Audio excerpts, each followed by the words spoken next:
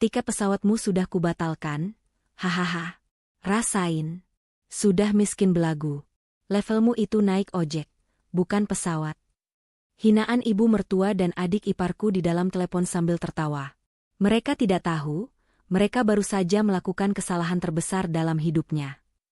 Sebelum ceritanya dimulai, silakan tulis di kolom komentar dari daerah mana saja teman-teman yang menonton cerita ini. Jangan lupa like dan subscribe agar channel ini bisa semakin berkembang dan bisa mempersembahkan cerita yang lebih menarik lagi. Naila merapikan tepi hijabnya yang berwarna krem, memastikan penampilannya tetap profesional meski langkahnya tergesa. Koper kabin kecilnya berdecit pelan di lantai marmer Bandara Soekarno-Hatta yang ramai. Pagi itu, pukul 7, adalah saat paling sibuk. Naila melirik jam di pergelangan tangannya. Penerbangannya akan berangkat pukul 8.15. Masih ada banyak waktu, namun kegugupan tetap menjalari perutnya. Ini bukan sekadar perjalanan dinas biasa. Ini adalah presentasi final di depan Dewan Investor di Surabaya, sebuah proyek yang telah dia rintis sendirian selama 6 bulan terakhir. Jika berhasil, promosi menjadi manajer regional sudah di depan mata. Promosi itu bukan hanya soal jabatan, tapi soal pembuktian. Pembuktian bahwa dia, Naila, mampu berdiri di atas kakinya sendiri. Dia tiba di depan konter check-in maskapai yang lengang. Hanya ada satu keluarga di depannya. Naila menarik napas dalam-dalam, mencoba menenangkan debaran jantungnya. Dia sudah mempersiapkan ini semalaman, mengorbankan waktu tidurnya untuk memastikan setiap slide presentasinya sempurna. Dia bahkan tidak sempat berpamitan dengan suaminya, Rusdan, yang tadi malam lagi-lagi memilih menginap di rumah ibunya dengan alasan menemani Ibu Vivi yang katanya sedang tidak enak badan. Naila tahu arti tidak enak badan itu. Itu adalah kode bahwa Ibu Vivi dan Kanaya, adik iparnya, sedang membutuhkan perhatian ekstra dari Rusdan, yang biasanya berarti uang belanja tambahan. Selamat pagi, Mbak, sapa Naila ramah ketika gilirannya tiba. Dia menyerahkan kartu tanda penduduk dan kode pemesanannya. Petugas di balik konter tersenyum, namun senyum itu sedikit memudar saat dia mengetik di komputernya. Jarinya berhenti. Dia mengetik lagi, lalu menatap layar dengan kening berkerut. Mohon ditunggu sebentar ya, Bu Naila. Naila merasakan firasat buruk. Ada masalah, Mbak. Petugas itu tampak tidak nyaman. Dia menatap Naila, lalu kembali ke layar. Status tiket ibu di sini terbatalkan. Atas nama Naila. Darah serasa surut dari wajah Naila. Dibatalkan? Bagaimana mungkin? Saya tidak pernah membatalkannya. Coba dicek lagi, Mbak. Mungkin salah sistem. Saya sudah cek 3 kali, Bu. Tiket dengan kode booking ini telah dibatalkan melalui panggilan ke call center tepat 1 jam yang lalu. Pukul 6 pagi tadi. Petugas itu menatap Naila dengan iba. Dan dananya sudah diajukan untuk refund ke rekening, bukan rekening ibu. 1 jam yang lalu. Suara Naila bergetar. Kepalanya langsung pusing. Siapa? Siapa yang melakukannya? Dia segera mencoba menelepon admin kantornya, Bu Ratih. Tidak diangkat. Jantungnya berdebar semakin kencang. Panik mulai menjalari tenggorokannya. Penerbangan ini tidak boleh gagal. Dia mencoba mencari penerbangan lain di aplikasi ponselnya, tapi pikirannya buntu. Saat itulah dia melihat layar ponselnya. Notifikasi di bagian atas. 15 panggilan tak terjawab. Nama yang tertera membuat perutnya mual, Ibu Vivi. Di bawahnya, 5 panggilan tak terjawab lagi, Kanaya. Tangan Naila gemetar saat dia menggeser layar. Ada satu pesan suara baru. Dari Ibu Vivi. Pesan itu masuk tepat 1 jam yang lalu. Dengan perasaan ngeri, Naila menempelkan ponsel ke telinganya. Detik pertama hening. Detik kedua terdengar suara cekikikan. Lalu, tawa Ibu Vivi meledak, keras dan melengking, disusul tawa Kanaya yang tidak kalah menyakitkan. Hahaha, rasain kamu. Suara Ibu Vivi terdengar penuh kemenangan. Sudah miskin belagu pula mau dinas keluar kota. Kamu itu tidak pantas naik pesawat. Naila, level kamu itu naik ojek. Sana kejar promosimu naik ojek. Kanaya menyambung, suaranya dibuat-buat manja. Kami pakai uang tiketmu untuk beli tas baru. Mbak, lumayan, dapat refund tunai buat DP tas impor. Selamat jalan kaki, ya. Hati-hati di jalan. Tawa mereka berdua kembali terdengar, bercampur aduk, menghina dan merendahkan. Lalu panggilan itu ditutup. Naila berdiri mematung di tengah keramaian bandara. Suara pengumuman penerbangan, deru koper, dan obrolan orang-orang di sekitarnya mendadak hilang. Yang tersisa hanyalah gema tawa Ibu Vivi dan Kanaya di telinganya. Hinaan itu, miskin belagu. Levelmu ojek. Selama 3 tahun pernikahannya, Naila sudah menelan terlalu banyak hinaan. Dia dianggap menantu yang tidak selevel, hanya karena dia berasal dari keluarga biasa. Padahal, Naila bekerja keras, bahkan gajinya seringkali lebih besar dari Rusdan. Tapi di mata Ibu Vivi, dia tetap rendah. Dia diam ketika perhiasannya dipinjam, Kanaya dan tidak pernah kembali. Dia diam ketika uang tabungan pribadinya diminta paksa oleh Ibu Vivi untuk arisan. Dia diam ketika Rusdan, suaminya, selalu gagal membelanya. Tapi hari ini, mereka tidak hanya menghinanya. Mereka menyabotase pekerjaannya. Mereka menghancurkan karirnya. Kemarahan yang panas dan membutakan seharusnya meledak. Tapi tidak. Anehnya, Naila merasakan sesuatu yang lain. Kepanikan yang tadi mencekiknya hilang seketika. Pusing di kepalanya lenyap. Getar di tangannya berhenti. Semua emosi itu tergantikan oleh satu rasa. Rasa dingin yang menusuk. Ketenangan yang menakutkan. Naila menurunkan ponselnya. Wajahnya pucat, tapi matanya menyala tajam. Dia tidak akan menangis. Dia tidak akan menelepon Rusdan untuk mengadu. Dia tidak akan memaki-maki ibu mertuanya. Dia melihat jam besar di dinding terminal. Pukul 7:15. Penerbangannya sudah pasti hangus. Tapi ada penerbangan maskapai lain pukul 9, menuju Surabaya. Boarding akan ditutup sekitar pukul 8.30. Dia masih punya waktu. Tapi sebelum mengejar penerbangan itu, ada hal yang lebih penting. Naila berjalan pelan ke deretan kursi tunggu yang kosong. Dia duduk tegak. Dia membuka ponselnya. Bukan untuk mencari tiket baru. Belum. Dia membuka aplikasi lain. Aplikasi M-Banking. Ibu Vivi dan Kanaya telah memulai perang di waktu yang salah. Mereka lupa satu hal. Naila adalah seorang akuntan. Dialah yang mengelola semua keuangan keluarga, termasuk rekening Rusdan, dan semua kartu kredit tambahan yang mereka gesek setiap hari. Mereka memberinya hinaan. Dia akan memberi mereka pelajaran. Dia punya waktu 10 menit. Tepat 10 menit untuk membalas semua yang telah mereka lakukan. Dan balasan ini tidak akan mereka lupakan seumur hidup. Waktu mulai berjalan. Naila menatap layar ponselnya, jarinya bergerak dengan cepat dan presisi. Tidak ada keraguan dalam setiap ketukannya. Selama ini, dia memegang kendali keuangan karena Rusdan menganggapnya rumit. Rusdan hanya tahu menerima gaji dan menyerahkan sisanya pada Naila.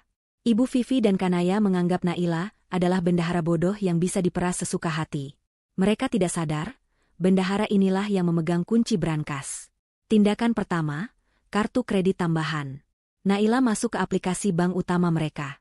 Di sanalah rekening gaji Rusdan dan rekening bersama mereka berada. Di menu, manajemen kartu, 2 nama itu muncul dengan jelas. Kartu Platinum atas nama Ibu Vivi.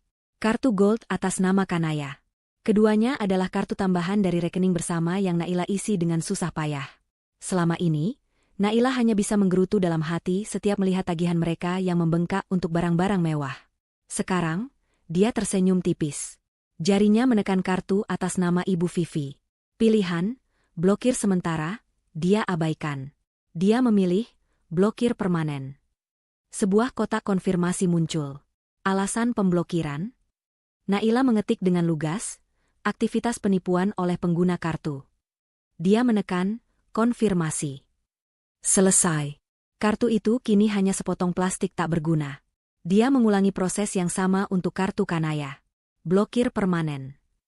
Alasan, penyalahgunaan fasilitas oleh pihak tidak bertanggung jawab. Konfirmasi. Selesai.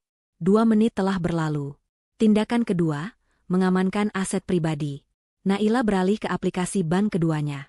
Bank digital yang dia buka diam-diam setahun lalu, rekening yang tidak diketahui siapapun, bahkan Rusdan. Ini adalah rekening, dana darurat, jika terjadi sesuatu yang buruk. Dan, sesuatu yang buruk, itu terjadi hari ini. Dia kembali ke bank utama. Di sana ada rekening tabungan atas namanya sendiri, berisi bonus-bonus hasil kerjanya dan sebagian gajinya yang berhasil dia sisihkan. Jumlahnya cukup besar. Dengan 3 ketukan cepat, Naila memindahkan 99% isi rekening itu ke rekening bank digital rahasianya. Transfer berhasil. Dia hanya menyisakan Rp50.000 di rekening lamanya. Dia melakukan hal yang sama pada rekening investasinya. Mencairkan sebagian reksadana pasarnya dan memindahkannya ke tempat aman. 5 menit telah berlalu. Tindakan ketiga, perangkap untuk Ibu Vivi. Naila kembali ke rekening bersama. Rekening inilah yang digunakan Ibu Vivi dan Kanaya untuk membiayai gaya hidup mereka. Rekening ini jugalah yang menampung uang refund tiket pesawat Naila yang mereka batalkan. Naila menatap saldo di sana. Dia tidak akan mengambil uang itu. Itu adalah uang gaji Rusdan. Mengambilnya hanya akan membuat Naila terlihat seperti pencuri, persis seperti yang dituduhkan mertuanya. Tidak. Dia punya cara yang lebih cerdas. Dia masuk ke menu, pembayaran otomatis. Daftar tagihan bulanan muncul. Tagihan listrik rumah mewah Ibu Vivi. Tagihan TV kabel premium. Tagihan internet unlimited. Cicilan mobil baru Kanaya yang dibeli atas nama Rusdan. Semua diatur auto debit dari rekening ini. Satu persatu, Naila menekan tombol, hentikan. Dia menghentikan semua pembayaran otomatis. Listrik, air, internet, TV, cicilan mobil. Semuanya. Dia membiarkan uang gaji Rusdan utuh di rekening itu. Tapi uang itu tidak akan bisa dipakai untuk membayar kemewahan mereka secara otomatis. Mereka harus membayarnya secara manual. Dan Naila tahu, Ibu Vivi dan Kanaya terlalu malas dan terlalu bodoh untuk mengurus tagihan. Mereka baru akan sadar ketika listrik mereka padam dan debt collector datang mengambil mobil Kanaya. 8 menit telah berlalu. Tindakan keempat, pesan pengantar. Naila membuka aplikasi WhatsApp. Dia membuka grup keluarga yang dinamai Ibu Vivi, Keluarga Bahagia. Nama yang ironis. Dia melihat Ibu Vivi dan Kanaya baru saja online 2 menit yang lalu. Mungkin sedang mengagumi hasil jarahan mereka. Naila mengetik satu pesan singkat. Jelas dan menusuk. Untuk Ibu Vivi dan Kanaya. Silakan nikmati belanjaan terakhir kalian. Mulai detik ini, pakai uang kalian sendiri. Dia menekan tombol kirim. Centang 2 biru muncul seketika. Tepat 9 menit. Tindakan kelima, penerbangan.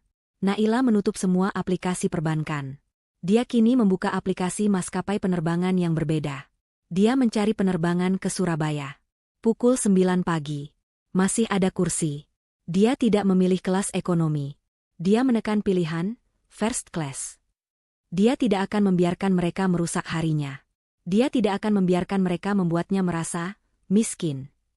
Dia akan terbang ke Surabaya, memenangkan proyek itu, dan dia akan melakukannya dengan penuh gaya.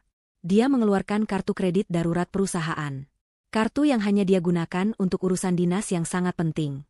Ini adalah urusan penting. Dia memasukkan nomor kartu, membayar tiket termahal itu, dan menekan konfirmasi. Tiket terbit. Check-in daring berhasil. Boarding pass digital muncul di layarnya. Tepat 10 menit. Naila berdiri. Dia merapikan kembali hijabnya. Rasa dingin tadi telah berubah menjadi energi yang fokus. Dia mengambil gagang kopernya dan berjalan dengan langkah tegap menuju pemeriksaan keamanan. Di saat yang bersamaan, puluhan kilometer dari sana, di sebuah mal mewah di pusat kota. Ibu Vivi dan Kanaya baru saja keluar dari butik tas mewah. Tawa mereka masih belum reda. Lihat, Bu. Warnanya cantik sekali. Seru Kanaya, memamerkan tas kecil berwarna merah muda yang baru saja mereka beli. Tentu saja. Itu kan hasil kita memberi pelajaran pada si Naila sombong itu. Sahut Ibu Vivi, menenteng tas belanjaannya sendiri. Rasakan dia, sekarang pasti sedang menangis di bandara. Biar dia tahu siapa penguasa di rumah ini. Mereka memutuskan untuk merayakannya dengan makan siang mewah di restoran Jepang favorit mereka. Setelah memesan menu paling mahal, mereka mengobrol dengan riang. Saat tagihan datang, Ibu Vivi dengan angkuh mengeluarkan kartu kredit platinumnya. Pelayan mengambil kartu itu, menggeseknya, dan kembali dengan wajah bingung. Maaf, Ibu. Kartunya ditolak. Ibu Vivi melotot. Ditolak? Tidak mungkin. Coba lagi. Pasti jaringan jelek. Pelayan itu menggeseknya lagi. Masih ditolak, Bu. Pakai punyaku saja, Bu. Kanaya menyodorkan kartu emasnya. Pasti lancar. Pelayan menggesek kartu Kanaya. Ditolak juga, Bu. Wajah mereka berdua mulai pucat. Pengunjung meja sebelah mulai melirik. Ini pasti ada yang salah, bentak Ibu Vivi, mulai panik. Saat itulah ponsel Kanaya berbunyi. Notifikasi WhatsApp. Dari Naila. Kanaya membacanya dengan suara pelan, silakan nikmati belanjaan terakhir kalian. Mulai detik ini, pakai uang kalian sendiri. Ibu Vivi merebut ponsel itu. Matanya membelalak membaca pesan itu. Dia langsung mencoba membuka aplikasi M-Banking untuk mengecek saldo. Saldo masih ada. Tapi kemudian dia mencoba membeli pulsa. Gagal. Dia mencoba membayar tagihan. Gagal. Lalu dia teringat kartu kreditnya. Naila AAA. Ibu Vivi menjerit begitu keras, hingga seisi restoran menoleh padanya. Dia merasakan pusing yang hebat. Ponsel di tangannya terjatuh ke lantai. Dia hampir pingsan. Jeritan Ibu Vivi di restoran Jepang itu begitu melengking, hingga membuat sumpit di tangan seorang pengunjung di meja seberang terjatuh. Semua mata sontak tertuju pada meja mereka. Ibu Vivi terengah-engah, wajahnya yang tadi angkuh kini pucat pasi, dan tangannya mencengkeram tepi meja. Ponselnya yang tergeletak di lantai masih menyala, menampilkan pesan singkat dari Naila. Kanaya, di sebelahnya, membeku. Air matanya mulai menggenang, bukan karena sedih, tapi karena malu yang luar biasa. Ada apa, Bu? Kartunya masih belum bisa, tanya pelayan dengan sopan, namun matanya menyeratkan kecurigaan. Pasti jaringan. Desis Ibu Vivi, mencoba menguasai diri. Coba lagi. Saya ini pelanggan tetap di sini.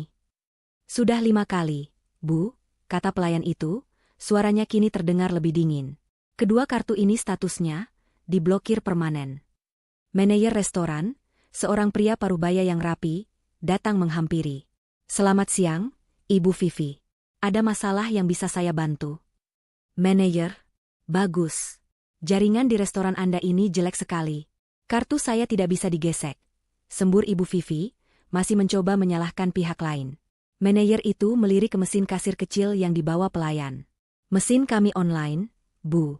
Tidak ada masalah jaringan. Total tagihan Ibu hari ini Rp3.200.000. Mohon diselesaikan pembayarannya. 3 juta. Wajah Kanaya semakin pucat.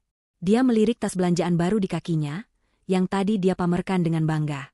Sekarang tas itu terasa seperti beban yang berat. Mas, dompetku ketinggalan, bisik Kanaya pada ibunya. Dia memang tidak pernah membawa uang tunai, selalu mengandalkan kartu yang dibiayai Naila. Ibu Vivi menatap Kanaya dengan marah. Bodoh kamu, hardiknya. Dia mencoba membuka aplikasi M-Banking di ponselnya yang baru dia pungut. Tangannya gemetar hebat. Dia melihat saldo gaji Rusdan. Uangnya masih ada. Lega. Tapi ketika dia mencoba melakukan transfer untuk membayar, aplikasi itu meminta kode otentikasi yang dikirim ke nomor Naila. Naila pasti sudah mengubah semua pengaturan keamanan. Dia terjebak. Bu, desak sang manajer. Pengunjung lain mulai berbisik-bisik.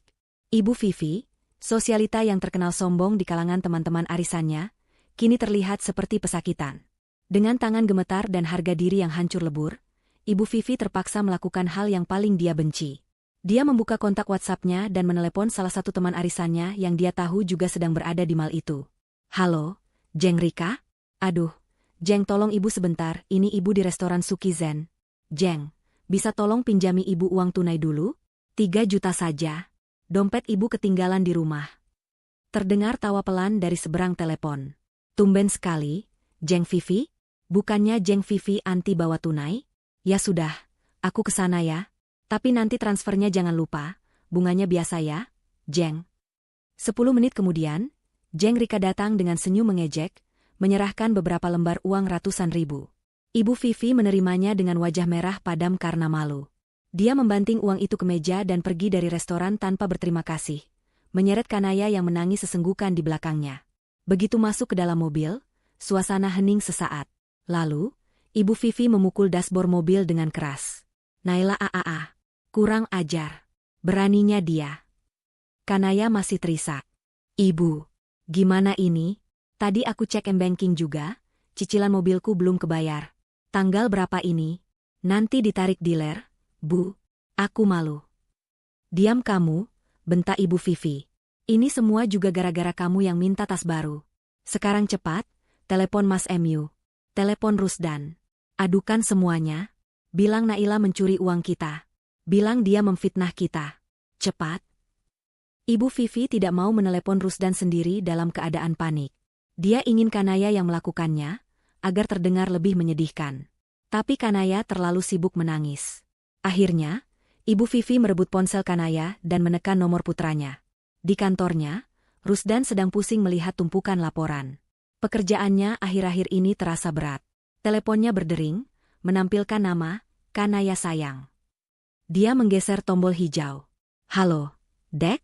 Ada. Rusdan. Tolong ibu. Nak, tolong. Bukan suara Kanaya, tapi jeritan histeris ibunya yang langsung menyambutnya. Rusdan langsung tegak di kursinya. Ibu? Ibu kenapa? Tenang, Bu. Ada apa? Istrimu, Rusdan. Naila, dia sudah gila. Raung Ibu Vivi, kini memakai keahlian akting terbaiknya. Dia mencuri semua uang di rekening. Dia memblokir semua kartu ibu. Ibu dan adikmu dipermalukan di mal. Kami tidak bisa bayar makan. Kami harus pinjam uang sama Jeng Rika. Harga diri ibu hancur, Rusdan. Hancur. Rusdan bingung. Mencuri? Maksud ibu? Naila kan di bandara? Dia tidak pergi. Dia pasti sudah merencanakan ini. Dia mau kita semua menderita. Dia mau kita mengemis di jalanan. Kamu harus pulang sekarang. Kamu harus kasih pelajaran sama dia. Ceraikan dia, Rusdan. Ceraikan perempuan iblis itu. Telinga Rusdan panas mendengar kata, ceraikan. Tapi amarah ibunya terasa begitu nyata. Selama ini, dia selalu memegang prinsip bahwa surga ada di telapak kaki ibu. Ibunya tidak mungkin salah. Pasti Naila yang sudah keterlaluan. Tenang, Bu, tenang. Rusdan urus. Ibu pulang saja dulu. Nanti Rusdan telepon Naila. Katanya, mencoba menenangkan. Nggak bisa. Nomor ibu diblokir sama dia. Dia pasti sudah kabur. Kamu harus cari dia. Iya, Bu, iya. Rusdan urus. Katanya lagi. Dia menutup telepon. Wajahnya mengeras. Dia marah. Bukan pada ibunya, tapi pada Naila. Apa-apaan Naila ini, batinnya. Ada masalah, ya bicarakan baik-baik. Kenapa harus main blokir kartu? Bikin malu ibu di depan umum? Keterlaluan. Dia sudah terprogram untuk selalu membela ibunya. Baginya, Naila, sebagai istri, harusnya mengalah dan menghormati Ibu Vivi, apapun yang terjadi. Dia segera menekan nomor Naila. Tidak aktif. Dia coba lagi. Tidak aktif. Dia menelepon berkali-kali. Tetap sama. Amarahnya semakin memuncak. Benar kata ibu. Dia pasti sengaja mematikan ponselnya. Dia kabur dari tanggung jawab. Rusdan mencoba bekerja kembali, tapi pikirannya kacau. Ibunya terus mengiriminya pesan-pesan panik tentang tagihan yang belum terbayar, tentang Jeng Rika yang menagih utang. 1 jam berlalu. Rusdan semakin gelisah. Dia memutuskan untuk mencoba menelepon Naila sekali lagi. Kali ini, tersambung. Di dalam taksi yang melaju membelah kemacetan Surabaya, Naila baru saja mematikan mode pesawat. Ponselnya langsung bergetar hebat, dibanjiri notifikasi panggilan tak terjawab dari Rusdan. Belum sempat dia menarik napas, layar ponselnya menyala lagi. Panggilan masuk. Rusdan. Naila menatap layar itu sejenak. Dia tahu persis apa yang akan terjadi. Dia menarik napas panjang, menenangkan dirinya, lalu menggeser tombol hijau. Dia tidak bersuara. Naila, kamu di mana? Suara Rusdan langsung meledak, penuh amarah. Apa-apaan ini? Ibu telepon nangis-nangis.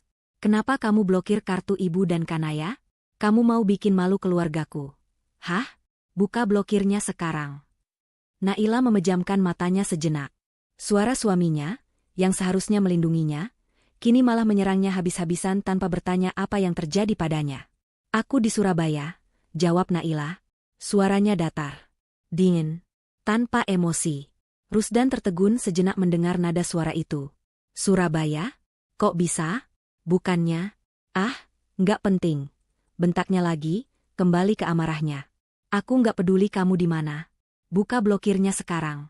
Ibu. Tanya ibumu. Naila memotong, suaranya tetap sedingin es.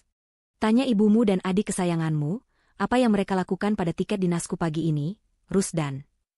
Tiket? Maksud kamu apa? Ibu bilang kamu mencuri uang? Tanya mereka, ulang Naila. Tanya mereka, kenapa aku harus terbang ke Surabaya pakai uang darurat kantor? Tanya mereka, apa rasanya beli tas baru pakai uang hasil menyabotase pekerjaan istri suamimu sendiri? Rusdan terdiam. Menyabotase pekerjaan? Beli tas? Cerita ini sama sekali berbeda dengan versi ibunya. Naila, Kamu jangan mengada-ada. Ibu nggak mungkin. Aku sibuk, potong Naila lagi. Dia sudah muak. Ada rapat penting besok pagi yang harus aku menangkan. Rapat yang hampir saja gagal karena kelakuan ibumu. Jangan ganggu aku. Naila, jangan berani kamu tutup teleponnya. Naila. Tut, tut, tut. Naila memutuskan panggilan. Dia mematikan ponselnya. Air mata akhirnya menggenang di pelupuk matanya, tapi bukan air mata kesedihan. Itu air mata kelegaan. Dia akhirnya melakukannya. Dia akhirnya melawan. Di kantornya, Rusdan menatap ponselnya dengan bingung. Naila menutup teleponnya. Naila tidak pernah berani menutup teleponnya, apalagi saat dia sedang marah.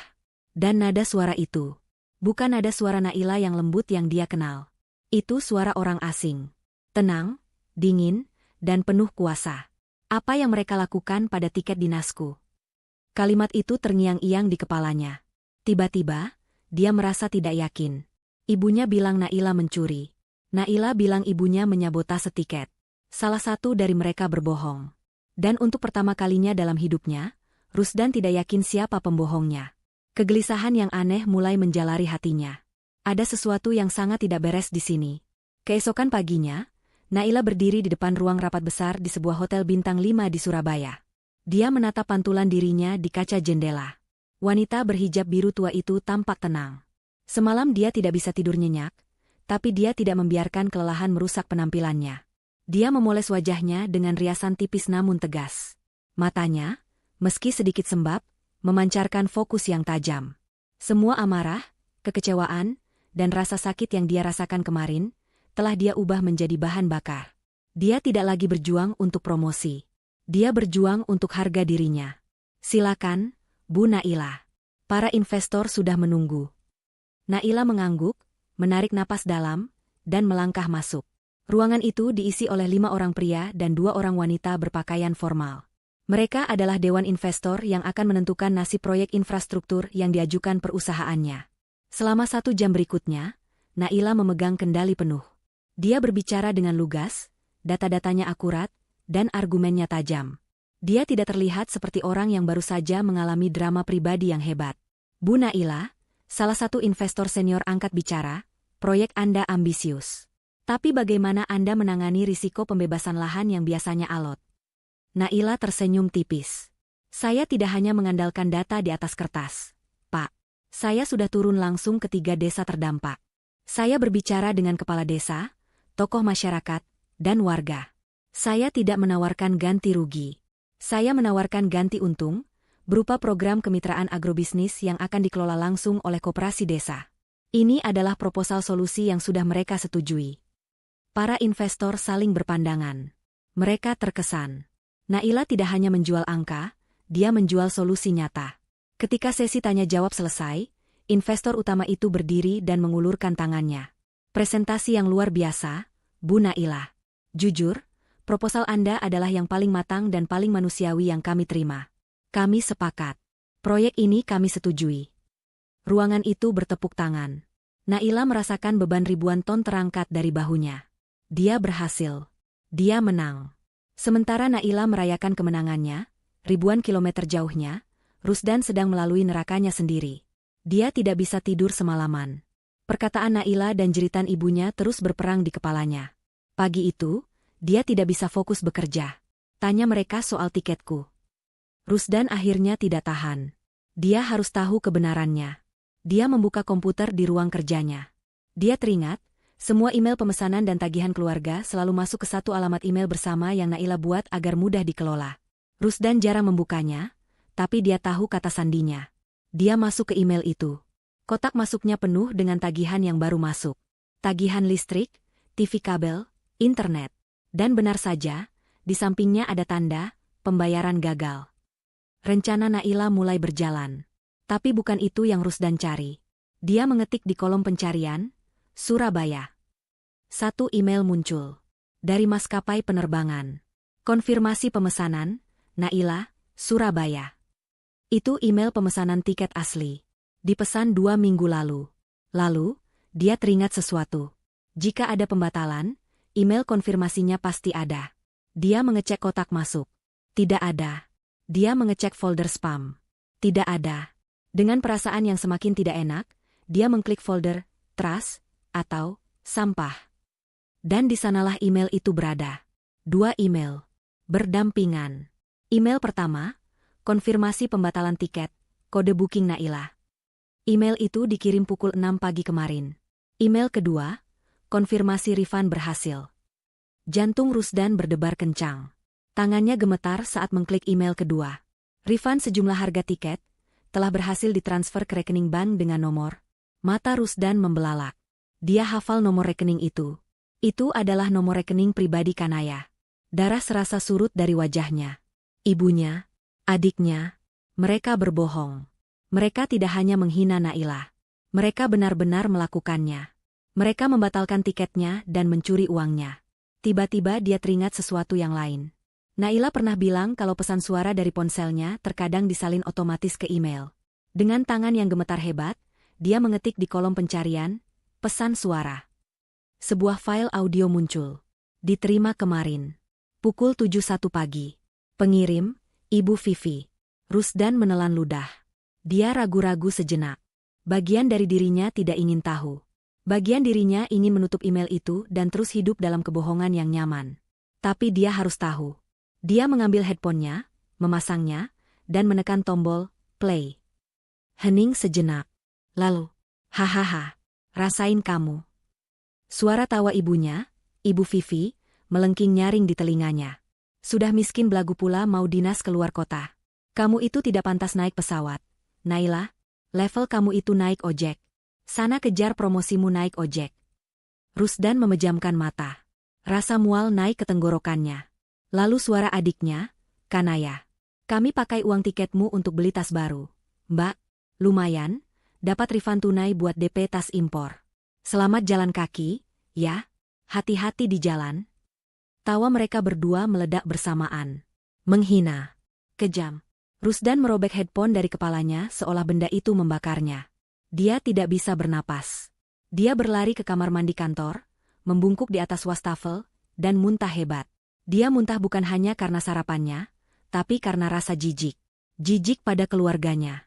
Dan lebih dari itu, jijik pada dirinya sendiri. Dia mengingat panggilannya pada Naila kemarin.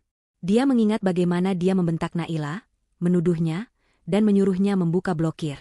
Dia membela orang-orang yang baru saja dia dengar menertawakan penderitaan istrinya. Dia mencipratkan air ke wajahnya. Wajah di cermin itu adalah wajah seorang pengecut. Seorang anak ibu yang bodoh. Kemarahan yang dingin, jenis kemarahan yang berbeda dari yang pernah dia rasakan, kini menguasainya. Dia mengambil kunci mobilnya. Dia tidak peduli lagi dengan pekerjaan. Dia keluar dari kantor, mengabaikan panggilan resepsionis. Dia mengemudikan mobilnya dengan kecepatan tinggi, bukan ke apartemennya, tapi ke rumah ibunya. Dia harus melihat wajah mereka saat dia mengkonfrontasi mereka. Dia membanting pintu mobil dan menyerbu masuk ke rumah. Ibu Vivi dan Kanaya sedang duduk di ruang tamu, menonton sinetron di TV. Mereka tampak kesal, mungkin karena kartu kredit mereka masih terblokir. Nah, itu Rusdan pulang. Seru Ibu Vivi, wajahnya langsung dibuat sedih. Gimana, nak? Sudah kamu ceraikan istri durhakamu itu? Dia benar-benar keterlaluan, Ibu. Rusdan tidak berkata apa-apa. Dia berdiri di tengah ruangan, menatap mereka berdua dengan tatapan yang belum pernah mereka lihat. Ojek, katanya pelan. Ibu Vivi dan Kanaya membeku. Apa, Mas? Maksudnya apa? Tanya Kanaya, bingung. Levelnya ojek, kata ibu, kan? Suara Rusdan meledak, menggelegar di seluruh ruangan. Dia mencabut ponselnya, tidak memutar rekaman suara. Dia memutar rekaman itu di kepalanya. Ibu batalkan tiket Naila, katanya. Itu bukan pertanyaan, itu pernyataan.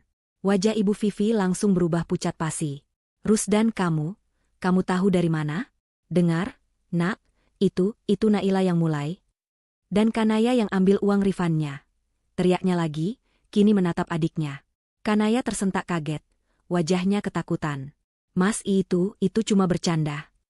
Gagap Kanaya. Bercanda? Suara Rusdan bergetar hebat.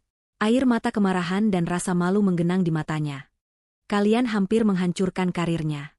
Kalian mencuri uangnya. Kalian memfitnah dia. Kalian bilang dia mencuri uang kalian. Dia menatap ibunya. Ibu bilang dia iblis. Ibu menyuruhku menceraikannya. Rusdan tertawa. Tawa yang terdengar mengerikan. Aku yang iblis. Karena membiarkan kalian melakukan ini padanya selama bertahun-tahun. Aku yang bodoh. Ibu Vivi melihat kendalinya atas putranya menghilang. Dia panik. Dia beralih ke senjata andalannya, drama. Berani kamu bilang ibumu begitu? Raungnya, kini ganti menangis. Kamu anak durhaka. Kamu lebih bela istri mandul itu daripada ibu yang melahirkan kamu. Kamu. Cukup, bentak Rusdan. Kata, mandul, itu adalah tamparan terakhir. Cukup, Bu. Suaranya kembali tenang, tapi ketenangan itu jauh lebih menakutkan daripada amarahnya. Iya, mulai hari ini, saya memang lebih membela dia. Karena Naila adalah istri saya. Dan kalian? Dia memandang Ibu Vivi dan Kanaya dengan tatapan jijik yang tak terselubung. Kalian sudah selesai. Rusdan berbalik badan. Rusdan. Jangan pergi. Rusdan. Anak durhaka. Kembali kamu. Rusdan. Dia terus berjalan, mengabaikan jeritan dan makian ibunya. Dia masuk ke mobilnya dan membanting pintu. Dia duduk terdiam di belakang kemudi, tangannya gemetar. Titik baliknya telah tiba. Dia akhirnya sadar siapa musuh sebenarnya. Dia tahu, meminta maaf pada Naila tidak akan cukup. Dia harus membuktikannya. Dia harus memenangkan kembali kepercayaan istrinya, bahkan jika itu berarti dia harus menghancurkan keluarganya sendiri. Naila baru saja menyelesaikan makan malam perayaan dengan tim proyek dari kantor cabangnya di Surabaya, ketika ponselnya bergetar. Dia sudah mengaktifkan kembali ponselnya setelah presentasi, namun sengaja mengabaikan puluhan pesan dan panggilan dari Rusdan. Dia butuh waktu untuk dirinya sendiri, untuk menikmati kemenangannya sebelum kembali menghadapi badai di Jakarta. Tapi panggilan kali ini berbeda. Rusdan menelepon menggunakan WhatsApp, bukan panggilan biasa. Naila menatap layar itu lama. Sebagian dirinya ingin mengabaikan, namun sebagian lagi merasa ini mungkin berbeda. Dia memberi isyarat pada rekan-rekannya, berjalan menjauh dari meja, dan mengangkat telepon. Naila, suara Rusdan terdengar di seberang. Bukan bentakan seperti kemarin. Suara itu serak, pelan, dan patah. Aku sudah tahu semuanya. Naila tetap diam. Dia tidak akan memudahkan suaminya. Terdengar Rusdan menarik napas panjang. Aku minta maaf. Naila, aku minta maaf. Aku sudah dengar rekamannya. Aku sudah lihat bukti transfernya. Aku nggak tahu harus bilang apa. Aku gagal jadi suamimu. Naila masih diam, tapi genggamannya pada ponsel mengerat. Aku sudah konfrontasi ibu dan Kanaya. Lanjut Rusdan, suaranya bergetar menahan emosi. Mereka mengaku. Naila, maafkan aku. Aku buta selama ini. Aku salah. Lalu, akhirnya Naila bersuara. Suaranya tetap dingin, tidak terpengaruh oleh permintaan maaf itu. Kata, maaf, terasa begitu murah setelah bertahun-tahun penindasan. Aku akan perbaiki semuanya. Aku janji. Aku akan. Kamu akan apa, Rusdan? Potong Naila. Kamu akan menyuruh mereka minta maaf? Kamu pikir itu cukup? Mereka hampir menghancurkan pekerjaanku. Mereka menghinaku. Dan kamu memaki-maki aku. Kamu membela mereka. Aku tahu aku salah. Suara Rusdan meninggi, putus asa. Aku ada di rumah ibu sekarang. Aku sudah bilang ke mereka, aku akan bela kamu. Naila, tolong pulanglah. Kita bicara. Aku akan lakukan apapun. Naila memejamkan mata. Lakukan apapun. Dia sudah terlalu sering mendengar janji itu. Aku nggak akan pulang ke rumah itu, Mas. Tidak selama mereka masih ada di sana. Tapi ibu. Selama ini kamu selalu memilih, tapi ibu, kata Naila tajam. Sekarang, aku yang akan mengambil keputusan. Aku akan pulang besok pagi. Tapi aku nggak akan pulang ke rumah kita. Aku akan menginap di hotel. Kamu yang harus memilih, mau temui aku sebagai suamiku, atau tetap di sana sebagai anak ibumu. Naila menutup telepon sebelum Rusdan sempat menjawab. Keesokan harinya, Naila mendarat di Jakarta. Dia tidak pulang. Sesuai perkataannya, dia langsung menuju sebuah hotel di pusat kota dan check-in. Dia perlu ruang untuk berpikir. Rusdan, di sisi lain, benar-benar tidak tidur. Setelah panggilannya dengan Naila, dia sadar kata-kata saja tidak akan cukup. Dia menghabiskan malam itu di apartemennya, sendirian, merenungkan kekacauan hidupnya. Untuk pertama kalinya, dia merasakan apa yang mungkin Naila rasakan selama ini, kesepian. Pagi harinya, dia menelepon Naila lagi. "Kamu di mana?" "Hotel Emerald," jawab Naila singkat. 1 jam kemudian, Rusdan tiba di lobi hotel. Dia melihat Naila sedang duduk di sofa, minum kopi, tampak tenang dan terkendali. Jauh berbeda dengannya yang tampak kacau dengan kantung mata menghitam. Rusdan duduk di depannya. "Naila, aku sudah mengambil keputusan," kata Naila, meletakkan cangkir kopinya. Dia menatap lurus ke mata suaminya. Tidak ada lagi kelembutan di sana, hanya ketegasan seorang pebisnis. "Apapun itu, aku akan terima. Asal jangan minta cerai," kata Rusdan cepat. Naila mengabaikan kalimat terakhir. Dia membuka tasnya dan mengeluarkan sebuah amplop coklat tebal. Dia mendorongnya ke seberang meja. "Ini," katanya. Rusdan menatap amplop itu dengan bingung. Dia membukanya perlahan. Matanya membaca kop surat di atasnya. Kantor pengacara. Jantungnya berdebar. Dia menarik keluar isinya. Itu bukan surat gugatan cerai. Itu adalah salinan sertifikat hak milik, SHM, atas rumah yang mereka tinggali selama ini. Dan nama yang tertera di sertifikat itu hanya satu, Naila. Rusdan membacanya dengan syok. "Ini, rumah ini, atas namamu." 100%, kata Naila tenang. "Aku membelinya 3 bulan sebelum kita menikah. Uang mukanya dari hasil kerjaku sebagai auditor, dan cicilannya aku lunasi pakai warisan almarhum ayahku. Aku sengaja tidak memberitahumu atau ibumu, karena aku tahu apa yang akan terjadi." Rusdan tidak bisa berkata-kata.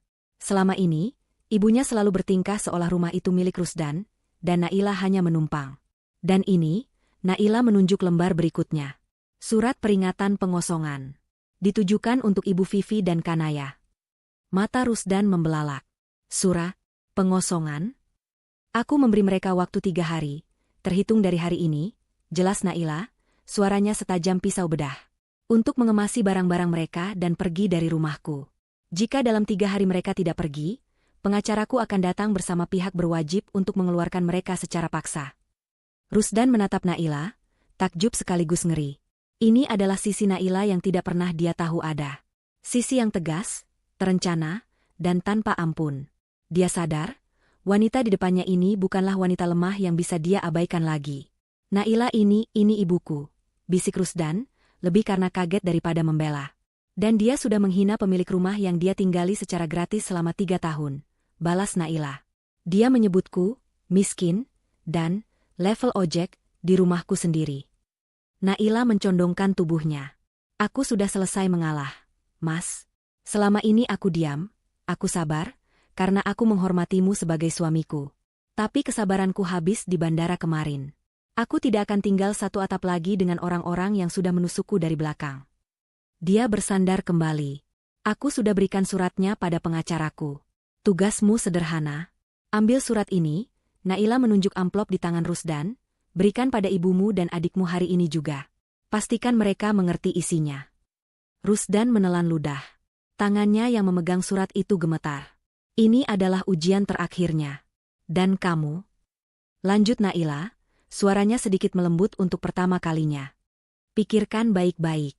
Setelah mereka pergi, rumah itu akan kosong. Kamu mau ikut siapa? Ikut mereka mencari kontrakan, atau pulang ke rumah menemaniku, sebagai suamiku yang sesungguhnya?" Naila berdiri. "Aku beri kamu waktu sampai lusa. Sama seperti batas waktu mereka. Aku tunggu keputusanmu." Naila berbalik dan berjalan meninggalkan lobi hotel, meninggalkan Rusdan yang duduk mematung. Di tangannya ada surat yang terasa lebih berat dari palu godam. Dia tahu, apa yang akan dia lakukan selanjutnya akan menentukan seluruh sisa hidupnya. Dia harus memilih antara masa lalunya yang toksik, atau masa depannya bersama wanita yang baru saja dia sadari betapa kuatnya. Rusdan mengemudikan mobilnya pulang dengan perasaan campur aduk. Rasa bersalah, marah, tapi juga sedikit kelegaan. Naila tidak langsung menceraikannya. Naila memberinya pilihan. Sebuah pilihan yang seharusnya sudah dia ambil sejak lama. Dia memarkir mobilnya di garasi rumahnya. Rumah Naila. Dia menarik napas dalam, memegang erat amplop coklat di tangannya. Dia melangkah masuk. Suasana di dalam rumah sepi. Biasanya jam segini Ibu Vivi dan Kanaya sedang menonton TV dengan volume keras. Dia menemukan mereka di ruang makan, sedang makan mie instan. Pemandangan yang aneh, mengingat biasanya mereka selalu memesan makanan mahal dari restoran. Tentu saja, kartu kredit mereka masih terblokir. Melihat kedatangan Rusdan, wajah Ibu Vivi langsung berubah cerah, seolah lupa dengan amarah Rusdan kemarin. Dia kembali memasang wajah korban. Rusdan, akhirnya kamu pulang, nak? Ibu khawatir sekali, serunya, mencoba memeluk Rusdan. Rusdan menghindar. Dia meletakkan amplop coklat itu di atas meja makan, tepat di antara dua mangkuk mie instan. Apa ini, Mas? Tanya Kanaya, menyeka bibirnya yang berminyak. Buka dan baca, kata Rusdan datar. Ibu Vivi, merasakan ada yang tidak beres, merobek amplop itu dengan kasar. Dia menarik keluar isinya. Matanya menyipit membaca kop surat pengacara.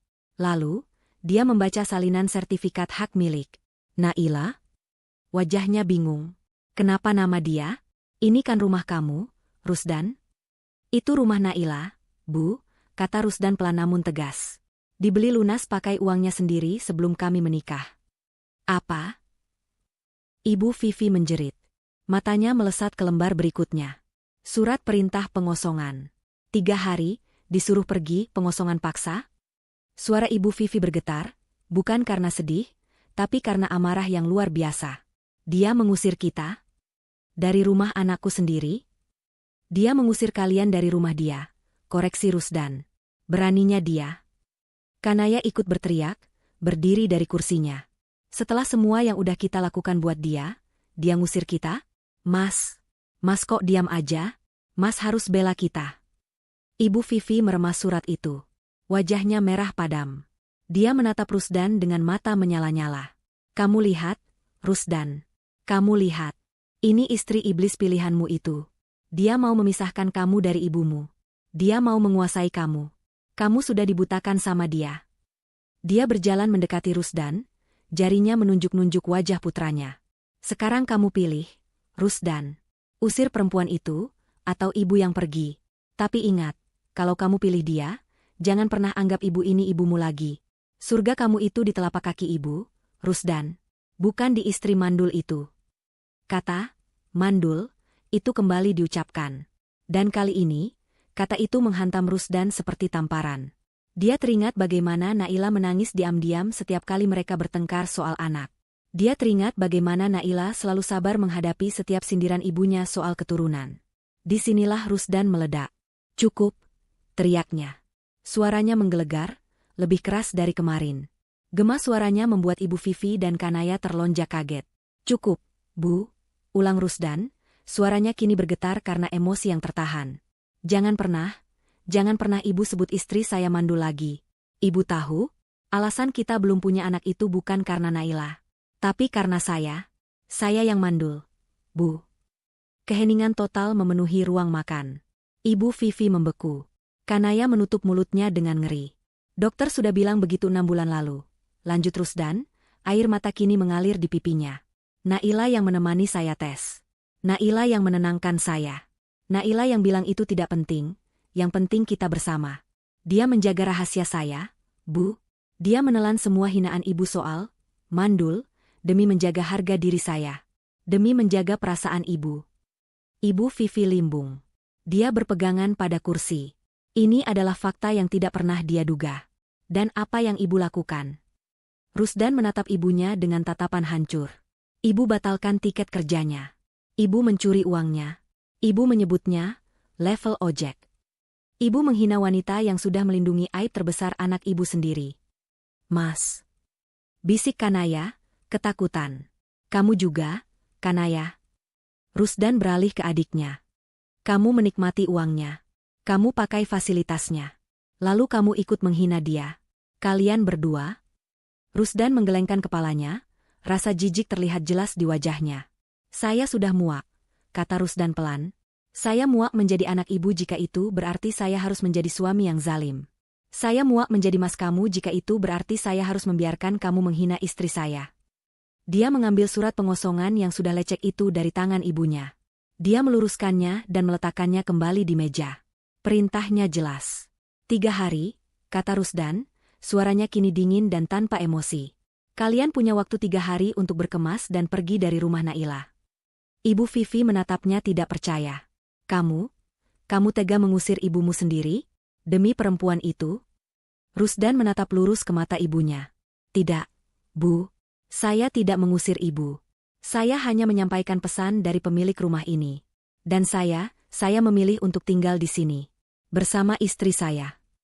Anak durhaka. Ibu Vivi menampar Rusdan dengan keras. Pipi Rusdan memerah, tapi dia tidak bergeming. Dia tidak merasakan sakit fisik. Hatinya sudah terlalu mati rasa. Mungkin ibu benar, kata Rusdan pelan. Mungkin saya memang anak durhaka. Karena saya baru sadar, saya sudah durhaka pada istri saya sendiri selama 3 tahun terakhir. Dan saya tidak akan melakukannya lagi. Dia berbalik badan. Saya akan bantu kalian berkemas. Setelah itu, saya tidak mau melihat kalian di rumah ini lagi. Ibu Vivi menjerit histeris. Dia melempar piring mie instan ke dinding, membuat pecahan beling dan kuah mie berceceran di lantai.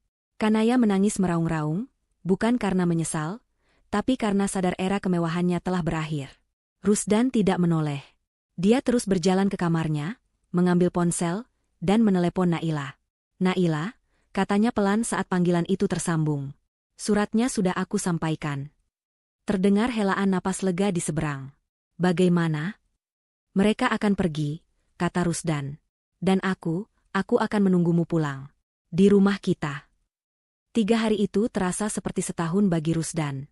Dia membantu Ibu Vivi dan Kanaya berkemas dalam keheningan yang mencekam. Tidak ada lagi teriakan. Yang ada hanya tatapan penuh kebencian dari ibunya, dan isak tangis manja Kanaya yang menyalahkan semua orang kecuali dirinya sendiri. Rusdan tidak goyah. Dia sudah mati rasa terhadap drama mereka.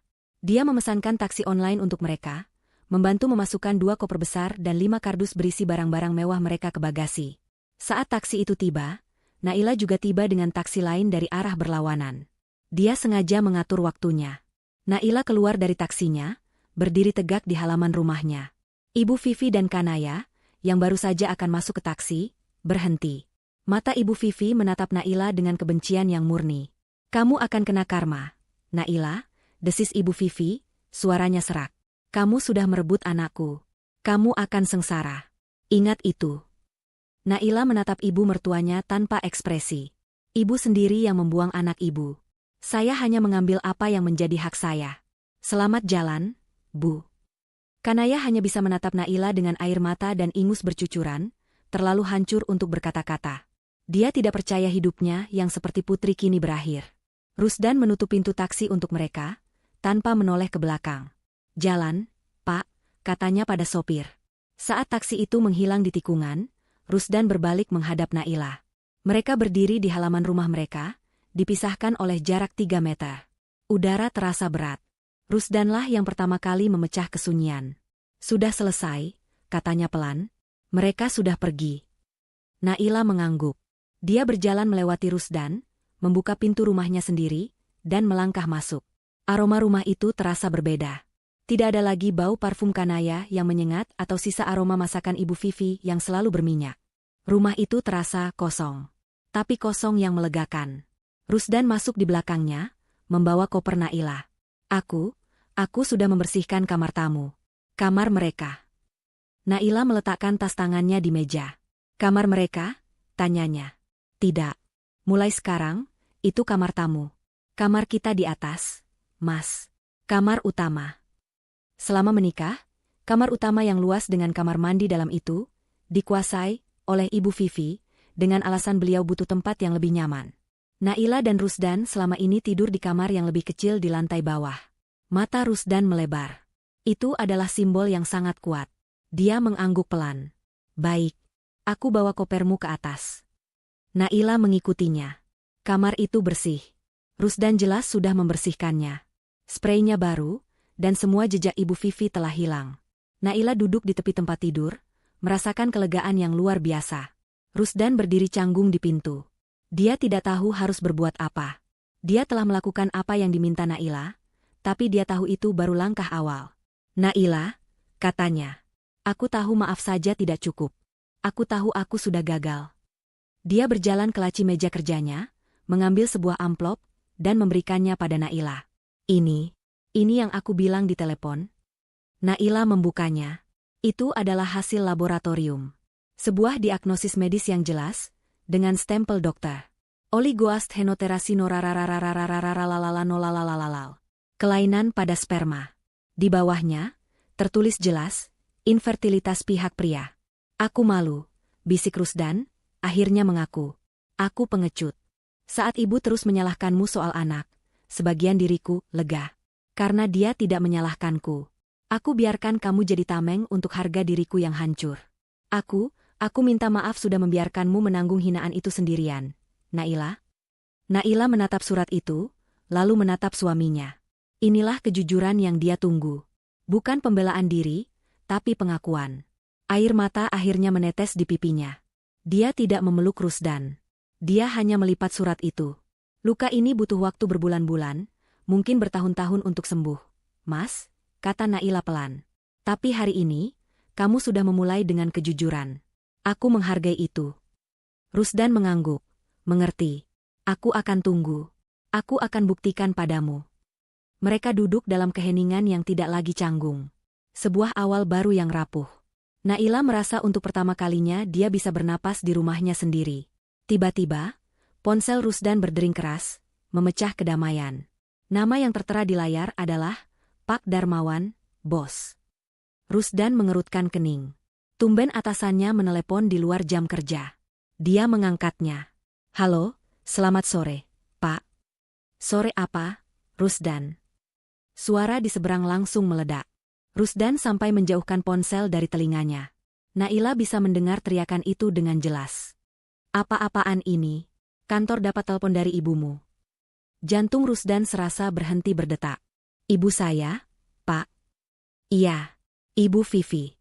Dia menelepon call center perusahaan, teriak-teriak histeris, menuduh kamu dan istrimu. Dia bilang kalian bersekongkol menipu dia. Menggelapkan uangnya, memblokir semua asetnya. Dia bilang istrimu, Naila, itu penipu. Pak, itu tidak benar. Itu masalah keluarga, Pak. Saya bisa jelaskan. Rusdan panik. Masalah keluarga kamu bilang? Suara Pak Darmawan semakin tinggi. Kamu tahu siapa Naila itu sekarang, Rusdan? Istrimu itu bukan lagi staf biasa. Perusahaannya baru saja memenangkan proyek raksasa di Surabaya. Dan perusahaan kita adalah salah satu subkontraktor yang bergantung pada proyek itu. Klien dari Surabaya itu, investor utama Naila, adalah mitra bisnis terbesar kita. Rusdan membeku. Dia tidak tahu ini. Naila juga tampak kaget. Ibumu baru saja menuduh perwakilan klien terbesar kita sebagai penipu. Ini bukan lagi soal keluarga, Rusdan. Ini soal reputasi perusahaan. Ini soal bisnis jutaan dolar. Tapi, Pak, saya... Tidak ada tapi, Rusdan, potong Pak Darmawan. Perusahaan tidak bisa mengambil risiko. Reputasi kita hancur kalau klien tahu kita mempekerjakan orang yang keluarganya sendiri membuat kekacauan seperti ini. Saya tidak punya pilihan lain. Hening sejenak. Efektif hari ini, Rusdan, kamu saya pecat. Tut. Panggilan ditutup. Ponsel terlepas dari genggaman Rusdan dan jatuh ke lantai. Dia menatap dinding dengan tatapan kosong. Aku dipecat, bisiknya. Dia baru saja memilih Naila. Dia baru saja akan memulai hidup baru. Dan dalam sekejap, masa depannya hancur. Ibu Vivi, bahkan setelah diusir, masih bisa menyerangnya dari jauh. Dia menoleh pada Naila, menunggu reaksi. Menunggu kemarahan, kekecewaan, atau mungkin penyesalan. Tapi Naila tidak marah. Wajahnya mengeras, sama seperti di bandara. Dingin dan penuh perhitungan. Dia berjalan mengambil ponsel Rusdan di lantai, lalu duduk di samping suaminya. Dia menggenggam tangan Rusdan yang dingin dan gemetar. Tidak apa-apa, kata Naila, suaranya mantap. Mereka ambil pekerjaanmu. Tapi aku baru saja dapat bonus besar dari proyek Surabaya. Dia menatap mata suaminya. Kita punya tabungan. Mereka ambil satu sumber pemasukan kita. Kita akan bangun yang baru. Kita hadapi ini bersama. Ini ulah mereka lagi. Dan kali ini, mereka tidak akan menang. Rusdan menatap Naila. Dia baru saja dipecat, tapi untuk pertama kalinya, dia tidak merasa sendirian. Dia akhirnya berada di pihak yang benar. 1 bulan berlalu. Kehidupan di rumah Naila dan Rusdan berubah total. Rusdan, yang awalnya hancur karena dipecat, perlahan menemukan ritme baru. Naila tidak mengizinkannya terpuruk. Pagi-pagi sekali, dia membangunkan Rusdan. Mereka ingin kita hancur. Mas, kalau kamu diam saja, berarti mereka menang, kata Naila sambil menyodorkan secangkir kopi. Dengan dorongan Naila, dan menggunakan sebagian besar bonus proyek Surabaya, mereka membuat rencana. Rusdan selalu pandai memasak, sebuah bakat yang dulu sering dicemooh Ibu Vivi karena dianggap tidak jantan. Naila melihat itu sebagai peluang. Mereka memulai bisnis catering daring kecil-kecilan dari dapur rumah mereka. Spesialisasi, rendang Padang premium. Naila yang merancang kemasan, mengurus pemasaran di media sosial, dan mengelola keuangan. Rusdan yang menjadi koki utamanya. Mereka menamainya, rendang rumah kita. Awalnya sepi, tapi Naila menggunakan jaringannya. Dia mengirim sampel gratis ke rekan-rekan bisnisnya. Dalam 2 minggu, pesanan mulai mengalir. Rasa otentik dan kemasan profesional membuat bisnis mereka viral di kalangan pekerja kantor. Rusdan yang tadinya murung, kini sibuk di dapur, menemukan kembali gairahnya. Dia tidak lagi merasa seperti suami yang gagal, dia merasa menjadi mitra. Naila sendiri semakin bersinar di kantornya. Kemenangan di Surabaya membuatnya menjadi bintang baru. Dia mendapat promosi dan kenaikan gaji yang signifikan. Dia dan Rusdan kini bekerja sebagai tim, saling mendukung, membangun kembali puing-puing pernikahan mereka di atas fondasi kejujuran dan kerja keras. Sementara itu, di bagian lain Jakarta, kehidupan Ibu Vivi dan Kanaya berjalan ke arah sebaliknya. Mereka kini tinggal di sebuah kontrakan petak di gang sempit di daerah padat penduduk. Jauh dari kemewahan mal dan restoran ber-AC. Mereka pindah ke sana menggunakan sisa uang refund tiket Naila, yang sebagian besar sudah habis untuk membeli tas dan membayar utang Jeng Rika. Kamar kontrakan itu berukuran 3 kali 4 meter. Pengap, panas, dan dindingnya berjamur. Hanya ada satu kipas angin kecil yang berputar lesu. Panas banget, Bu. Aku nggak tahan, keluh Kanaya, mengipasi wajahnya dengan majalah mode bekas. Dia berbaring di kasur lantai tipis. Diam kamu, bentak Ibu Vivi. Dia sedang mencoba menghubungi teman-teman arisannya. Ini Jeng Rika kenapa nggak angkat teleponku? Jeng Sinta juga. Sombong semua mereka. Kenyataannya, Jeng Rika telah menyebarkan berita ke seluruh lingkarannya.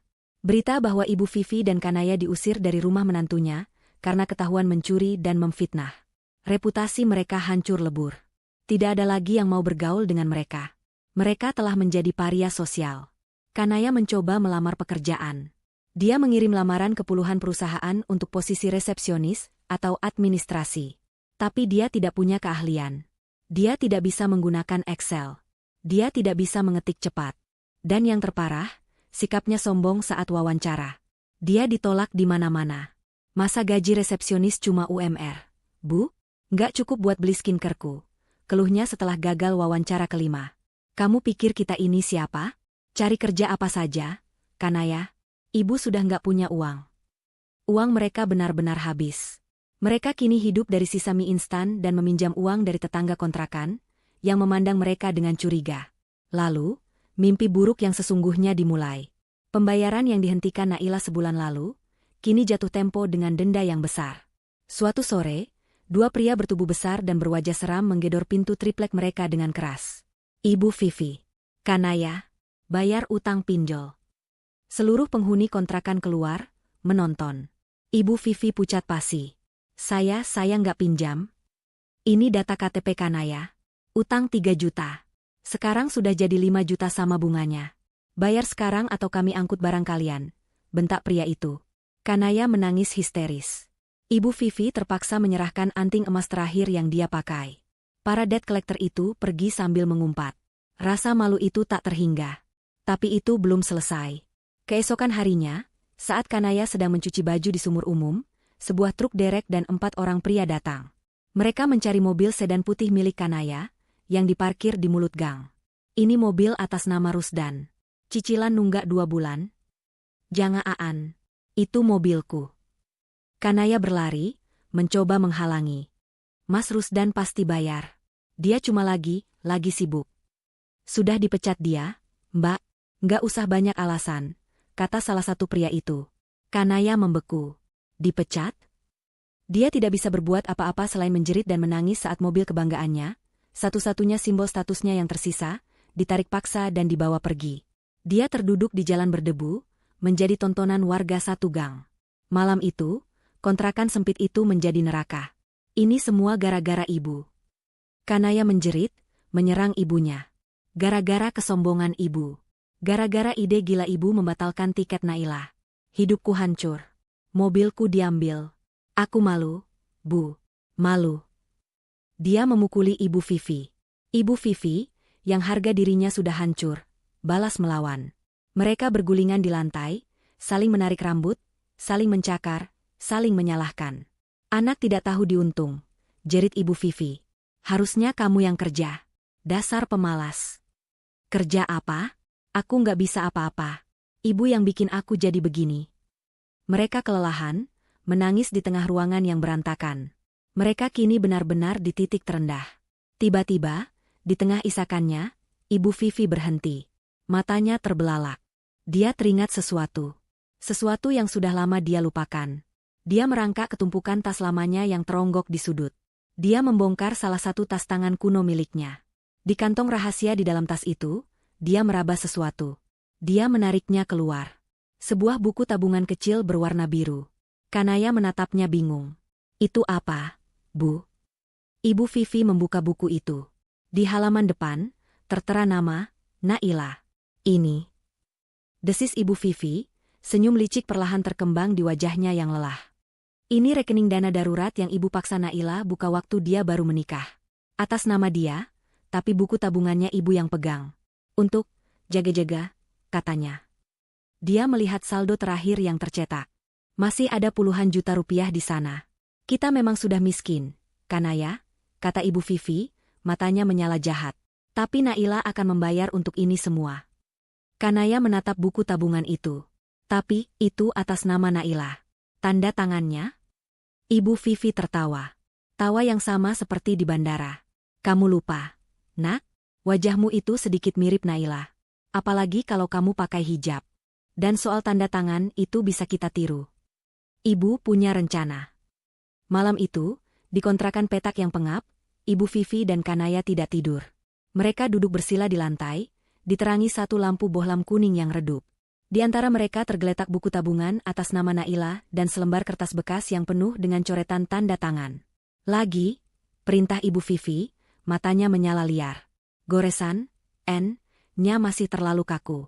Ulangi, buat lebih halus, seperti orangnya yang sok lembut itu. Kanaya, dengan tangan gemetar, kembali meniru tanda tangan Nailah. Dia sudah mengulanginya lebih dari 100 kali. Rasa putus asa, lapar, dan malu akibat kehilangan mobilnya telah berubah menjadi kemarahan yang nekat. Dia tidak peduli lagi. Dia hanya ingin uang. Dia ingin pergi dari neraka ini. Begini, Bu, tanyanya, menunjukkan hasil terbarunya. Ibu Vivi mengamatinya, membandingkan dengan tanda tangan asli di slip setoran lama yang dia temukan terselip di buku itu. Ya, cukup. Ini sudah mirip sekali. Ibu Vivi lalu menatap wajah Kanaya. Wajah yang sembab dan kuyu. Besok, kamu mandi yang bersih. Pakai sisa bedakmu. Ibu menemukan hijab tua di lemari. Pakai itu. Hijab. Kanaya menatap jijik. Pakai saja. Agar wajahmu sedikit tertutup. Dan pakai masker. Bilang saja kamu sedang batuk, instruksi Ibu Vivi. Rencananya sudah matang. Kita akan pergi ke bank cabang tempat rekening ini dibuka. Itu di daerah kota tua, jauh dari kantor Nailah. Mereka tidak akan kenal dia di sana. Pagi harinya, Kanaya telah bertransformasi. Dia mengenakan gamis kusa milik almarhumah neneknya yang dia temukan di kardus, dan sebuah hijab instan berwarna coklat pudar. Wajahnya dipoles bedak seadanya dan dia memakai masker kain. Dia terlihat berbeda. Cukup berbeda untuk menimbulkan keraguan. Ingat, kata Ibu Vivi, mencengkeram lengan putrinya. Tundukkan wajahmu. Bicara pelan. Jangan menatap mata tellernya. Bilang kamu mau ambil semua uangnya. Alasanmu, untuk biaya operasi ibumu. Mereka menguras sisa uang receh terakhir mereka, untuk memesan ojek online ke bank di kawasan kota tua. Ibu Vivi tidak ikut masuk. Dia menunggu di warung seberang jalan, mengawasi seperti elang. Kanaya melangkah masuk ke dalam ban yang sepi. Jantungnya berdebar begitu kencang hingga dia takut orang bisa mendengarnya. Dia mengambil nomor antrian dan duduk. Tangannya yang berkeringat dingin meremas buku tabungan dan slip penarikan yang sudah dia isi dengan tanda tangan palsu. Nomor antrian B32, ke teller 3. Kaki Kanaya terasa seperti jeli saat dia berjalan. Selamat pagi, Ibu. Ada yang bisa dibantu? Sapa teller wanita yang ramah. Pagi, Mbak, bisik Kanaya, menundukkan kepala. Suaranya sengaja dia buat serak. Saya mau tarik tunai. Semuanya. Dia menyerahkan buku tabungan dan slip penarikan. Si teller mengetik sesuatu di komputernya. Baik, Ibu Naila. Mau ditarik semua ya, totalnya 32 juta rupiah. Mata Kanaya membelalak di balik maskernya. 32 juta. Mohon KTP aslinya, Ibu. Ini dia. Momen yang mereka takutkan. Kanaya mulai berakting. Dia pura-pura merogoh tasnya. Ya ampun, Mbak, KTP saya, sepertinya ketinggalan di rumah. Saya buru-buru sekali. Ibu saya mau operasi, Mbak. Saya butuh uangnya sekarang. Si teller tampak ragu. Waduh, sesuai prosedur harus pakai KTP asli, Bu. Tolong, Mbak, tolong. Kanaya mulai terisak, membiarkan air matanya mengalir. Ini darurat sekali. Saya hafal data saya, Mbak. Tolong. Teller itu tampak iba. Sebentar ya, Bu. Saya tanyakan ke supervisor saya. Teller itu berjalan ke meja di belakangnya. Supervisor, seorang wanita parubaya berkacamata, menatap ke arah Kanaya. Kanaya semakin menundukkan kepalanya, bahunya terguncang isak tangis palsu. Supervisor itu berjalan menghampiri. Selamat pagi, Ibu. Mohon maaf, Ibu Naila. Ada masalah darurat ya? Karena Ibu tidak bawa KTP, kami harus verifikasi data manual. Bisa sebutkan nama lengkap Ibu kandung Ibu? Kanaya terdiam. Sial. Ibu Vivi tidak memberitahunya soal ini. Dia tidak tahu nama ibu kandung Naila. Dia panik. Lupa, Bu? Tanya si supervisor, nadanya sedikit berubah. Bu, bukan lupa, saya panik. Coba diingat, Bu. Demi keamanan data ibu juga.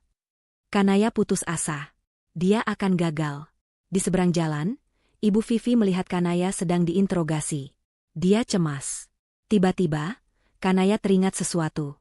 Saat dia berkemas dari rumah Naila, dia asal saja memasukkan beberapa kertas bekas dari meja rias Naila ke kardusnya. Dia ingat ada secari kertas fotokopi kartu keluarga. Dia merogoh tasnya lagi. Sebentar saya ada fotokopinya di tas. Dia mengeluarkan kertas lecek itu. Itu adalah fotokopi kakak lama. Dia menyerahkannya pada si teller. Supervisor itu mengambilnya. Oh, ini ada datanya. Baik. Dia mencocokkan di sistem. Nama ibu kandung, Siti Aminah. Tempat tanggal lahir. Data itu cocok. Kanaya bernapas lega. Baik, Bu Naila. Silakan tanda tangan ulang di slip penarikan ini, di depan saya. Kanaya mengambil pulpen. Tangannya sedikit gemetar, tapi dia sudah berlatih semalaman. Dia membubuhkan tanda tangan palsu itu dengan sekali tarikan napas. Supervisor itu mengambilnya, membandingkannya dengan kartu spesimen di komputernya. Dia menatap tanda tangan itu lama sekali. Kanaya menahan napas. Sudah sesuai, kata supervisor itu akhirnya. Dia mengangguk pada si teller. Silakan diproses. Teller itu tersenyum. Baik, Ibu. Mohon ditunggu sebentar. Kanaya hampir pingsan karena lega. Dia berhasil. Beberapa menit kemudian, mesin penghitung uang berbunyi merdu. Teller itu menyerahkan segepok uang ratusan ribu yang diikat. Ini, Ibu. 32 juta rupiah. Silakan dihitung kembali. Terima kasih, Mbak, bisik Kanaya. Dia tidak menghitungnya. Dia langsung memasukkan uang itu ke dalam tasnya, berbalik, dan berjalan cepat keluar dari bank. Ibu Vivi melihatnya keluar. Dia melihat Kanaya mengangguk cepat. Ibu Vivi tersenyum penuh kemenangan. Dia segera membayar es tehnya dan bergegas menyetop taksi yang lewat. Kanaya melompat masuk. Begitu pintu ditutup, mereka meledak. Berhasil, Bu. Berhasil, jerit Kanaya, mengeluarkan gepokan uang itu. Hahaha. Ibu Vivi tertawa, tawa yang sama persis seperti di bandara. Dia memeluk uang itu, menciuminya. 32 juta. Kita kaya lagi. Nak, kaya. Kita menang, Bu. Kita menang lawan Naila, seru Kanaya, air matanya kini air mata kebahagiaan. Tentu saja kita menang, sahut Ibu Vivi. Lihat nanti, kita akan beli baju baru di mall. Kita pindah dari kontrakan busuk itu. Biar Naila tahu, kita tidak bisa direndahkan. Dia yang akan sengsara. Taksi itu melaju, membawa tawa penuh kemenangan mereka. Mereka merasa berada di puncak dunia. Taksi itu baru berjalan sekitar 500 meter dari Ban. Tiba-tiba, dari persimpangan di depan, sebuah mobil polisi melaju kencang dan memotong jalan, memaksa taksi mereka berhenti mendadak. "Ada apa ini, Pak?" tanya sopir taksi, kaget. Sebelum sopir itu selesai bicara, sebuah mobil polisi lain berhenti rapat di belakang taksi mereka, memblokir jalan kabur. Ibu Vivi dan Kanaya membeku. Tawa mereka mati seketika. Dua petugas berseragam turun dari mobil depan, dua lagi dari mobil belakang. Mereka berjalan serentak ke arah pintu belakang taksi. "Selamat siang," kata salah satu petugas, mengetuk kaca jendela dengan tegas. "Ibu Vivi dan Saudari Kanaya, mohon keluar. Anda kami tahan atas dugaan penipuan dan pemalsuan dokumen perbankan." Wajah Kanaya pucat pasi. Uang di tangannya terasa panas. "Tidak. Ini salah paham, Pak. Kami tidak." Ibu Vivi mencoba membantah. Pintu mobil di belakang mereka terbuka. Dua sosok keluar dari sana. Naila, berdiri tegak dengan hijab birunya, wajahnya tenang namun dingin. Di sampingnya, Rusdan, menatap ibu dan adiknya dengan ekspresi yang tak terbaca. Bukan marah. Bukan sedih. Hanya kekecewaan yang mendalam dan final. Mata ibu Vivi membelalak ngeri, menatap Naila yang berdiri di sana. "Kamu," jeritnya, suaranya pecah. "Kamu menjebak kami." Naila melangkah maju, tatapannya terkunci pada ibu Vivi. "Saya tidak menjebak ibu. Saya hanya membiarkan ibu menunjukkan sifat asli ibu. Uang itu adalah umpannya. Dan ibu memakannya mentah-mentah." Ruang interogasi di kantor polisi itu terasa dingin. Kanaya duduk gemetar di kursi besi, menangis sesenggukan.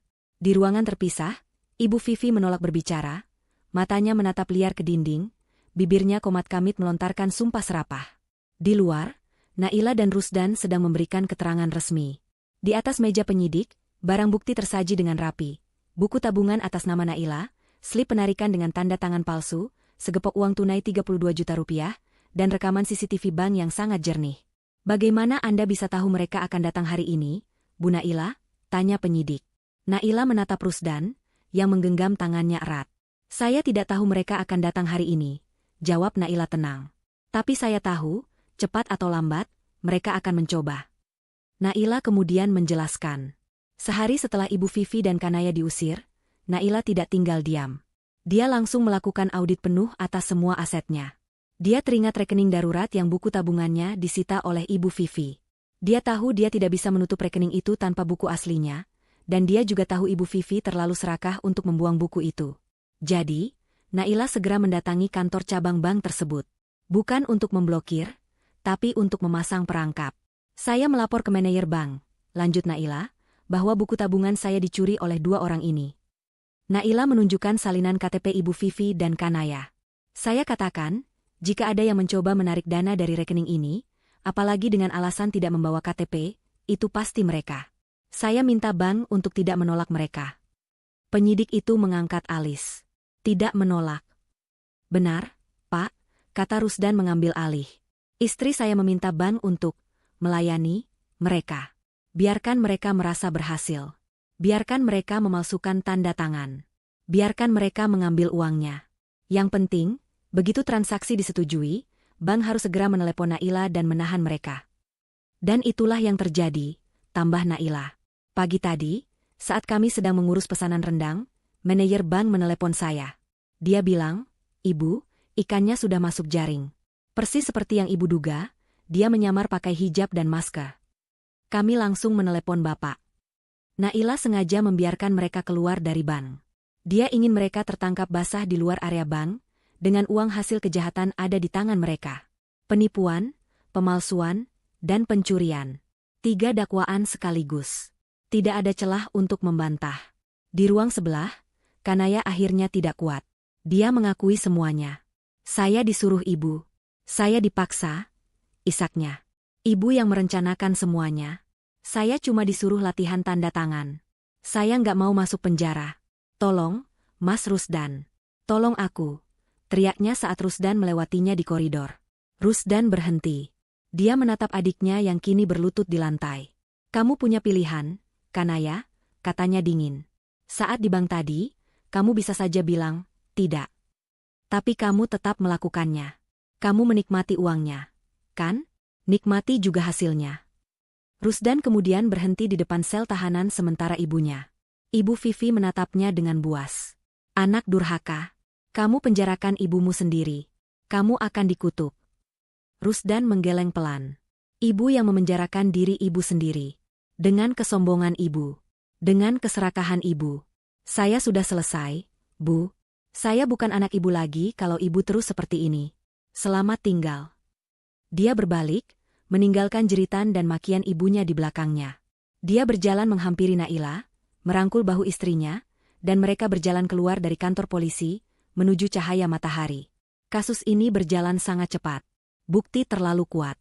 Kanaya, karena bersikap kooperatif dan mengaku, dijatuhi hukuman 1,5 tahun penjara. Ibu Vivi, sebagai otak kejahatan, terbukti memanipulasi dan tidak menunjukkan penyesalan, dijatuhi hukuman 3 tahun penjara. Reputasi mereka hancur total. Kontrakan petak mereka disegel karena tidak mampu bayar. Mereka kehilangan segalanya. 1 tahun kemudian, sebuah restoran baru yang ramai berdiri di kawasan bisnis Jakarta. Papannya bertuliskan, restoran dapur rumah kita, spesialis rendang. Di dalamnya, Rusdan, yang kini tampak gagah dengan seragam koki, sedang sibuk mengawasi dapur. Dia tidak lagi terlihat seperti pria yang kalah, dia adalah seorang pengusaha sukses yang dihormati. Di salah satu meja, Naila duduk tersenyum. Karirnya di perusahaan meroket, dia kini menjabat sebagai direktur pengembangan bisnis. Perutnya tampak membuncit, usia kehamilannya memasuki 7 bulan. Ternyata, masalah kesuburan Rusdan sangat dipengaruhi oleh stres berat akibat tekanan ibunya. Setelah hidup mereka damai dan penuh cinta, keajaiban itu datang secara alami. Seorang pelayan menyerahkan sepucuk surat pada Naila. Kiriman dari pos, Bu. Naila membukanya. Kertasnya lecek dan kotor. Tulisan tangannya kasar. Surat dari lembaga pemasyarakatan. Dari Ibu Vivi. Isinya bukan permintaan maaf. Isinya adalah cacian, yang diakhiri dengan permintaan uang untuk jajan di dalam. Naila menghela napas. Dia menatap Rusdan yang sedang tertawa bersama pelanggan di seberang ruangan. Rusdan melihatnya, tersenyum, dan berjalan menghampirinya. Surat lagi? Tanya Rusdan. Naila mengangguk. Rusdan mengambil surat itu dari tangan Naila. Tanpa membacanya, dia merobek surat itu menjadi 4 bagian, lalu memasukkannya ke tempat sampah di dekat kasir. Kita tidak punya urusan lagi dengan masa lalu, kata Rusdan lembut. Dia berlutut di depan Naila, meletakkan tangannya di atas perut buncit istrinya, merasakan tendangan kecil dari dalam. Masa depan kita ada di sini, bisiknya. Naila tersenyum, mengelus rambut suaminya. Dia bersandar di kursinya, merasakan kehangatan restoran, cinta suaminya, dan kehidupan baru di dalam dirinya. Dia akhirnya menang. Keadilan telah ditegakkan, karma telah dibayar lunas, dan akhir cerita ini terasa begitu sempurna dan memuaskan.